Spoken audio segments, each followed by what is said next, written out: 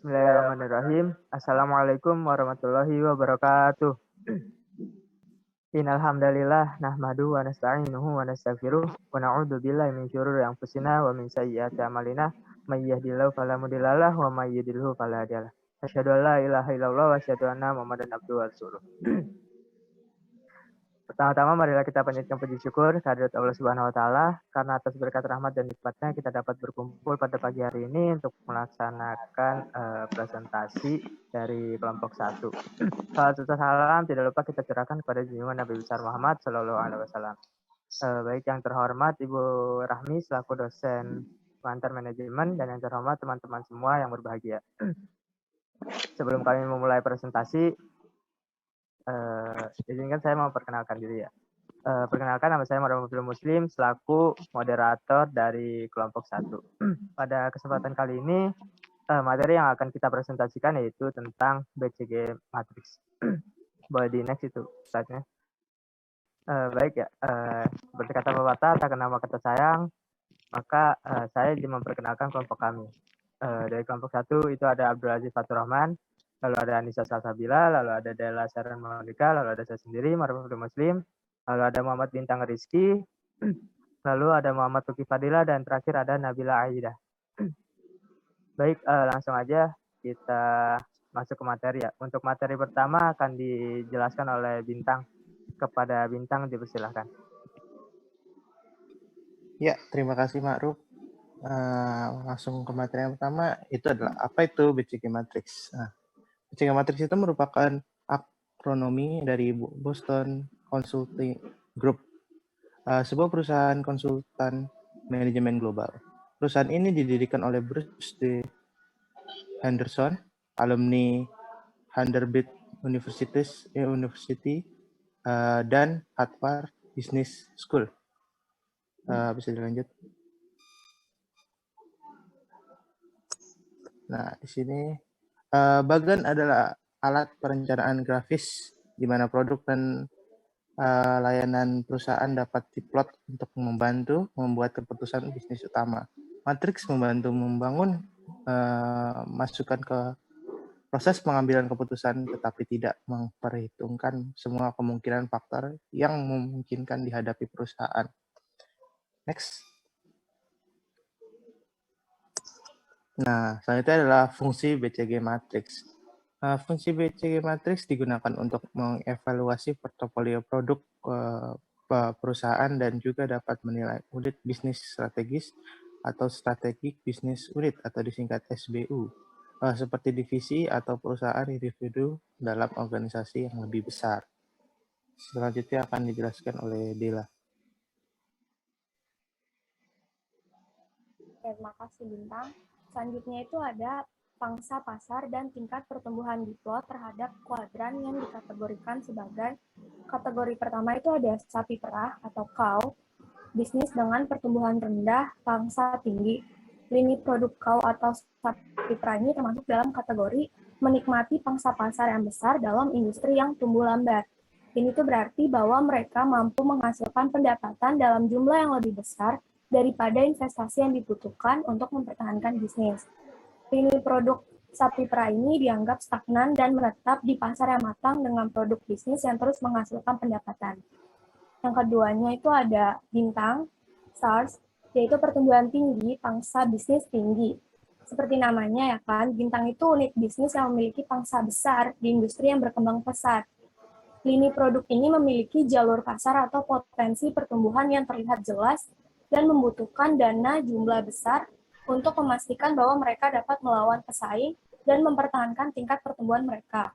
Dalam jangka panjang, perusahaan biasanya bertujuan untuk mengubah SARS menjadi cow. Berikutnya dengan kestabilan dan dalam pertumbuhan di industri. Hal ini berpotensi terjadi jika mereka tuh mampu mempertahankan posisinya sebagai pemimpin pasar. Tapi jika tidak, maka SARS bisa berubah menjadi dog atau anjing. Kuadran ini akan dipenuhi produk atau merek mapan dalam peluang fantastis untuk menghasilkan ROI dalam jumlah besar. Selanjutnya ada question marks, pertumbuhan rendah di permintaan pasar yang tinggi. Question marks atau disebut juga unknown adalah unit bisnis yang memiliki pangsa pasar lebih kecil di pasar dengan pertumbuhan tinggi. Dari sini, sebagian besar bisnis akan dimulai dan pada titik unit ini, bisnis berpotensi untuk menemukan pangsa pasar dan berubah menjadi stars atau kehilangan pangsa pasar lebih lanjut dan berubah menjadi dog ketika pertumbuhan pasar itu sendiri menurun. Ketika pertumbuhan pasar melambat, mereka berubah menjadi cow dan pada akhir siklus, cow berubah menjadi dog. Menurut Boston Consulting Group, perusahaan yang terdiversifikasi dengan portofolio yang seimbang berada dalam posisi yang ideal untuk menggunakan kekuatannya guna memanfaatkan peluang dan potensi pertumbuhannya. Yang terakhir ada anjing atau dog, bisnis dengan pertumbuhan rendah, pangsanya juga rendah. Dog atau anjing adalah lini produk atau unit bisnis yang memiliki pangsa pasar lebih kecil dalam industri yang matang dan tumbuh lambat. Biasanya lini produk ini berhasil mendapatkan apa yang dimasukkan ke dalamnya, mencapai titik impas dan mempertahankan pangsa pasar. Umumnya unit ini sebagian besar tidak berharga bagi perusahaan dalam hal potensi pendapatan, tetapi dapat memberikan manfaat lain bagi perusahaan seperti penciptaan lapangan kerja, serta sinergi yang membantu unit bisnis lainnya. Manfaat ini mungkin cukup bagi perusahaan untuk menjaga unit bisnis tetap aktif meskipun posisinya kurang menarik. Namun, di dog ini dapat berdampak negatif pada cara investor menilai manajemen perusahaan dan disarankan agar lini produk ini dijual. Jadi intinya di kuadran dog ini memiliki nilai sedikit atau tidak ada sama sekali. Mereka menguras sumber daya dan uang, seringkali sulit untuk mendapatkan keuntungan dari kuadran dog. Oke, untuk selanjutnya akan dijelaskan oleh Lucky. Selanjutnya itu ada cara menggunakan BCG Matrix dalam bisnis. Yang pertama itu adalah pilih unit. Nah, unit bisnis strategis, merek individu, unit produk, atau perusahaan secara keseluruhan adalah semua area yang dapat dianalisis menggunakan BCG Matrix. Yang kedua itu ada tentukan pasar. Mengikuti pilihan unit atau area yang akan dianalisis, tahap terpenting untuk matriks lainnya adalah definisi pasar. Pasar yang salah didefinisikan akan menyebabkan klasifikasi unit yang salah. Yang ketiga ada hitung pangsa pasar relatif. Pada tahap ini, pangsa pasar relatif untuk unit yang dipilih perlu dihitung. Hal ini dapat dilakukan dalam hal atau pendapat atau berbagai penanda. Yang keempat itu ada hitung tingkat pertumbuhan pasar. Laporan industri online dapat digunakan untuk menemukan tingkat pertumbuhan industri. Yang kelima ada gambaran lingkaran pada matriks. Setelah semua ukuran dihitung, mereka dapat dimasukkan ke dalam matriks. Ini dapat dilakukan dengan menggambar lingkaran untuk setiap merek dalam satu unit, atau semua merek dalam sebuah perusahaan. Materi selanjutnya akan dijelaskan oleh Anissa. Baik, materi selanjutnya mengenai pertimbangan strategik BCG Matrix. Matrix portofolio memberikan perusahaan gambaran mengenai kesetaraan dalam bisnisnya. Misalkan terlalu banyak dog ataupun question mark, atau terlalu sedikit cow dan star, maka portofolio perusahaan tersebut dapat dibilang tidak seimbang. Nah, setelah mendapatkan gambaran portofolio, selanjutnya perusahaan harus menentukan tujuan strategi dan anggaran masing-masing dari strategi bisnis unit. Nah, dengan cara apa sih? Dengan cara strategi yang pertama itu adalah membangun. Strategi membangun digunakan untuk meningkatkan posisi pasar terlepas dari kemungkinan kerusakan jangka pendek terhadap profitabilitas. Strategi membangun ini cocok digunakan ketika perusahaan ingin memindahkan question mark ke dalam kategori star, atau dapat juga digunakan ketika perusahaan ingin mengubah star yang kecil menjadi star yang lebih besar. Nah, untuk memastikan keberhasilan strategi ini, membutuhkan komitmen sumber daya perusahaan yang signifikan. Yang kedua ada holding atau memegang. Strategi ini adalah strategi defensif yang digunakan untuk mempertahankan posisi pasar. Strategi ini digunakan untuk menjaga agar kau tetap produktif karena kau ini atau sapi seringkali rentan terhadap pesaing baru. Oleh karena itu, perusahaan perlu mempromosikan versi dan aplikasi yang baru untuk mempertahankan minat pelanggan. Yang ketiga ada harvesting atau memanen. Harvesting ini digunakan untuk menghasilkan uang sebanyak mungkin dari suatu produk. dengan cara memotong biaya produksi dan menambang produk untuk arus kasnya. Pendekatan ini berfokus untuk mengambil kas dari sebuah proyek dengan mengorbankan keberlangsungan hidup jangka panjang bisnis.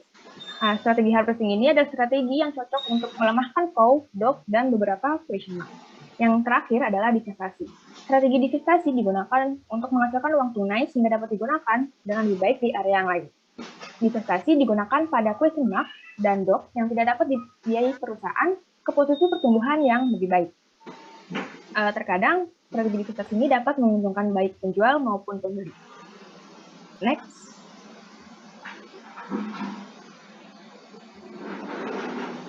Materi selanjutnya mengenai keterbatasan matriks. Matriks ini tentu mempunyai keterbatasan. Yang pertama adalah pertumbuhan pasar. Pertumbuhan pasar adalah salah satu dari banyak faktor yang menentukan daya tarik industri dan pangsa pasar relatif. Hanyalah salah satu dari banyak faktor yang menentukan keunggulan kompetitif. Nah, BCG matriks ini tidak memperhitungkan faktor lain yang mungkin dapat berpengaruh pada daya tarik industri maupun keunggulan kompetitif. Yang kedua, adanya bias informasi. Ada sebuah asumsi yang mendasari bahwa unit bisnis beroperasi secara terpisah dalam hubungan satu sama lain. Padahal pada kenyataannya, misalkan dog ini mungkin saja dapat membantu unit lain dalam mendapatkan keunggulan kompetitif. Kita ambil definisi pasar dalam arti luas, dan matriks gagal untuk memperhitungkan situasi yang berbeda. Misalkan unit bisnis yang mendominasi suatu unit tertentu, tapi secara keseluruhan kurang mendominasi di industri yang lebih besar. Oleh karena itu, cara pasar didefinisikan dalam contoh seperti itu dapat mengubah definisinya dari dog menjadi cow. Materi selanjutnya akan dijelaskan oleh Abdul.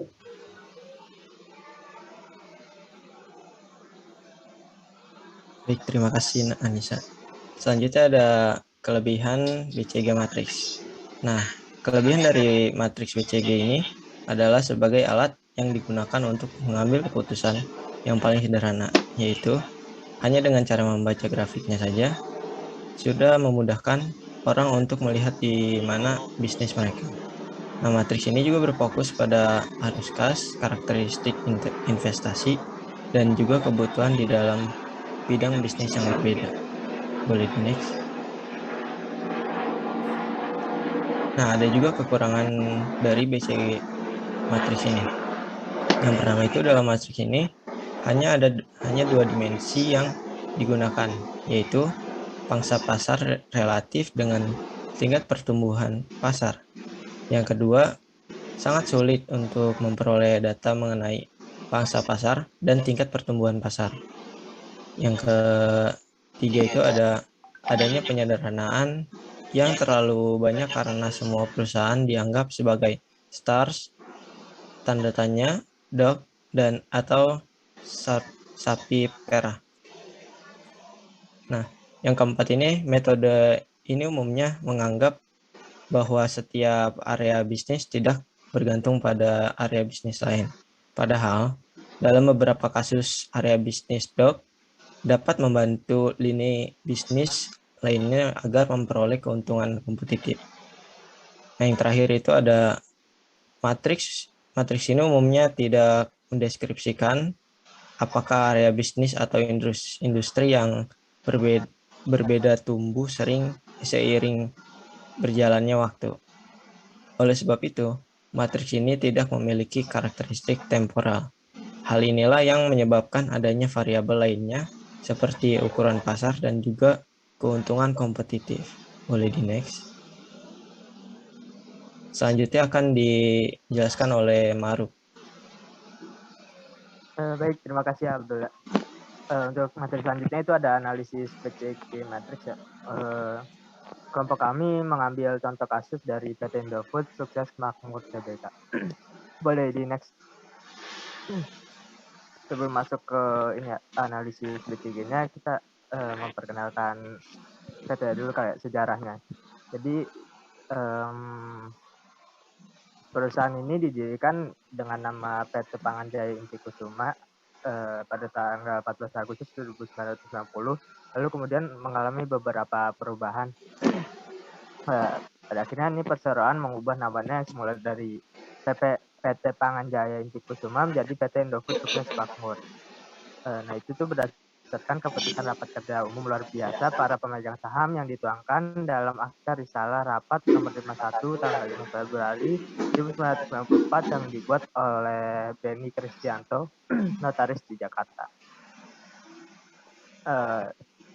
Boleh di next. Nah, masih lanjut ya. Jadi PT Indofood ini membagi beberapa divisi ya. Yang pertama ada noodles nih, ada Indomie, Supermie, Sarimi, Sakura, Popmie, mie telur ketiga ayam, Indomie laksa. Terus ada dairy, itu susu, ada Indomie, Cap Enak, Tiga Sapi, Kremer, Berkuat, Indo Es Krim. Lalu ada snack foods, ada Citato, Kitela, Yes, Citos, Rice, Trans.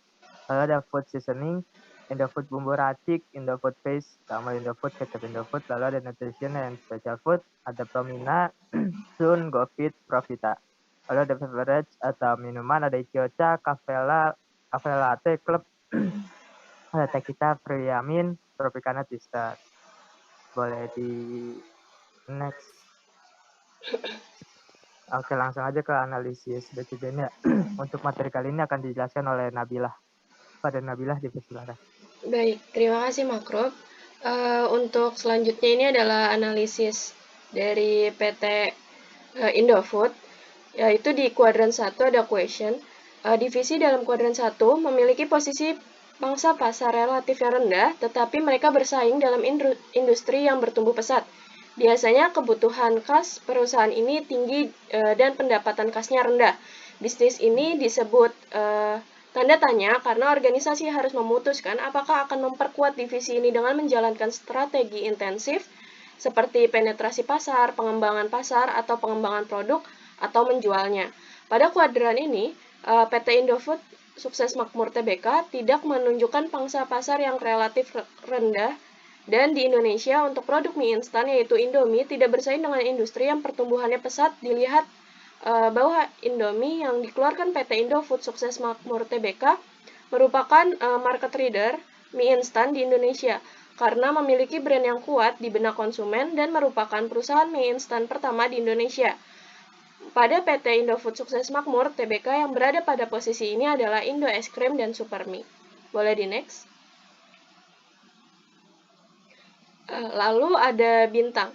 Bisnis di kuadran 2 mewakili peluang jangka panjang terbaik untuk pertumbuhan dan profitabilitas bagi organisasi.